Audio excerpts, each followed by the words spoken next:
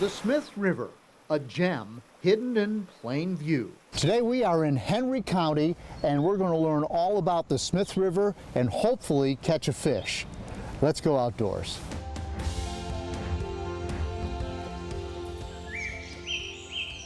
This is a brook trout, guys. These are school children gathered on the riverbank. We're going to put them in the water here.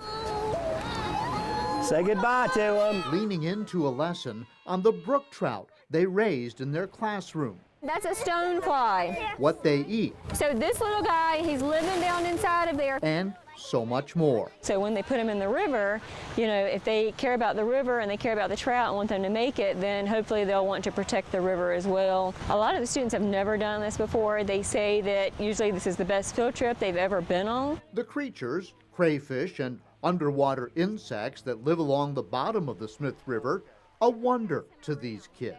Those creatures need clean water. The trout need those creatures for food.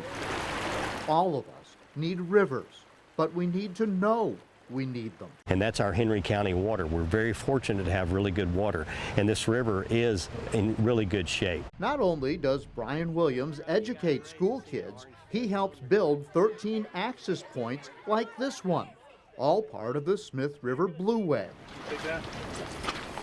which makes the river accessible for the anglers who come from all over the country to fish for larger versions of those babies the kids release.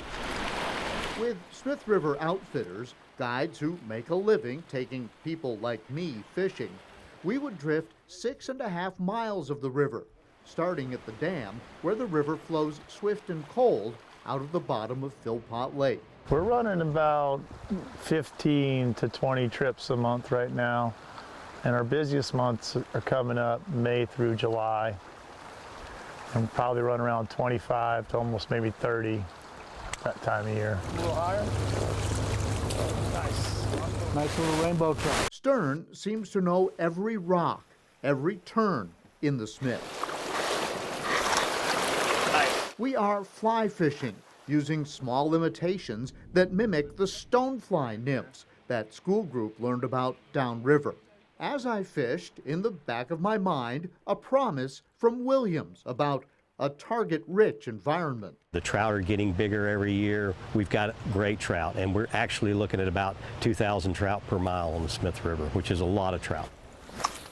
Catch rate is great. It's one of the best catch rates in Virginia. You will catch trout when you come to this river.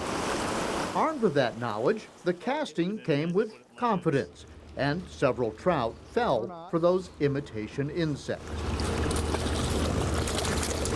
The Smith River's cold water extends about 31 miles from the dam south toward the North Carolina border.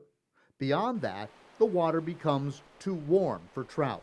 It's been famous as a trout river for decades, but the trout can be finicky. We could confidently say, you know, everybody that comes with us at least catches a few. Hold it back out there a little bit. Let it go. For me, it was helpful to go with someone who knows the river's moods, which can change by the hour. Part of the attraction is the wild brown trout in the Smith.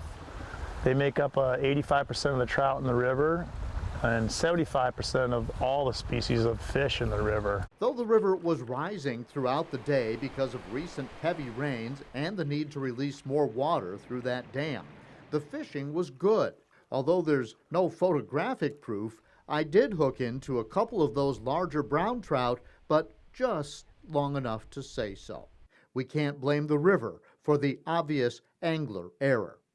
As the trees and grasses hem in the river, creating a true sense of isolation and wilderness, so valuable in a world devoted to our digital realities, it's an escape that's never far away, whether you land the big fish or not. There is hope that this waterway stays clean, wild, and full of fish and all those critters they need to survive. That those lessons on the riverbank stick, keeping the river this way for generations to come. Outdoors on the Smith River, John Carlin, 10 News, working for you.